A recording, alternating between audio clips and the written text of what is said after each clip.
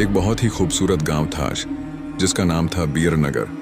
यहाँ सभी लोग बहुत खुशी खुशी से रहा करते थे।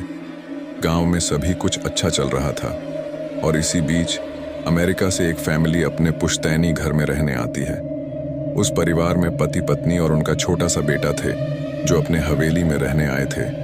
सभी के आते ही गांव वालों में खुशी की लहर दौड़ पड़ी, क्योंकि यह फैमिली कोई और नहीं बल्कि इसी गांव में रहने वाले एक पुराने जमींदार की थी और गांव वाले उनकी बहुत इज्जत करते थे।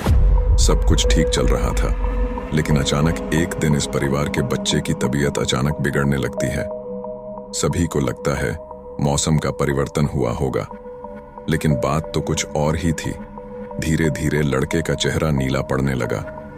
आनन फानन में परिवार ने डॉक्टर को बुलाया और डॉक्टर को भी कुछ समझ नहीं आया तो उसने पास में ही बने एक हॉस्पिटल में उन्हें स्वास्थ्य परीक्षण के लिए आमंत्रित किया ताकि बच्चे की बीमारी का पता लगाया जा सके। परिवार ने डॉक्टर की सलाह अनुसार हॉस्पिटल जाना जरूरी समझा। सारे परीक्षण होने के बाद भी कुछ नहीं हासिल हुआ। जैसे ही सारा परिवार गांव पहुंचा तो गांव के कुछ बुजुर्गों ने बच्चे की हालत देखकर उन्हें ओझा के पास जाने को कहा। आज भी गांवों में पुराने रीति रिवाज के अनुसार झाड़ फूंक करके इलाज करने की प्रथा कायम है। परिवार सभी सदस्य बच्चे के लिए ओझा के पास भी जाने को तैयार हो गए। गांव के पास ही पहाड़ी में एक बाबा रहते थे जो कि काली विद्या में भी माहिर थे।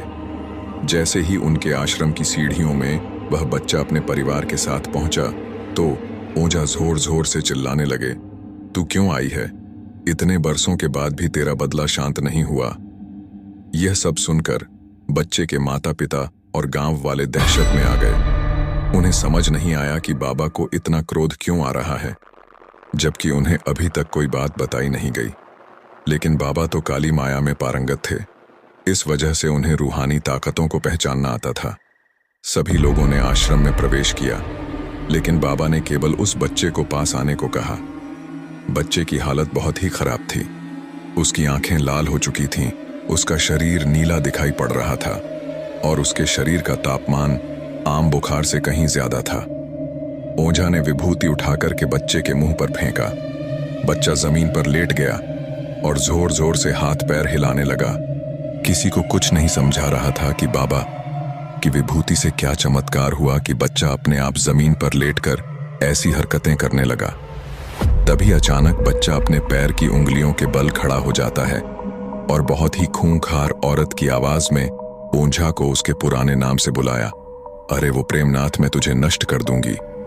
लड़के का ऐसा स्वर सुनकर उसके माँ बाप घबरा गए। लड़के को इस अवस्था में देखकर उन्हें कुछ समझ नहीं आ रहा था कि ऐसा क्यों हो रहा है। तभी ओझा ने एक मंत्र पढ़कर बच्चे को अपने काबू में किया। सारे गांव वाले ओझा से पूछने लग, बाबा ये सब क्या है? ये बच्चा ऐसा क्यों कर रहा है? तभी ओझा ने बताया कि इसके अंदर कोई चुड़ैल आ चुकी है, जो कि आज 70 साल पहले चोरी के आरोप में जिंदा जला दी गई थी। उसे ऐसी सजा देने वाले कोई और नहीं बल्कि इसी बच्चे के दादाजी थे, और वह चुड़ैल अपना बदला लेने इसलिए आई है क्योंकि वह गर्भवती अवस्था में जिंदा जली थी और उसके कोख में पल रहा मासूम बच्चा भी जल गया।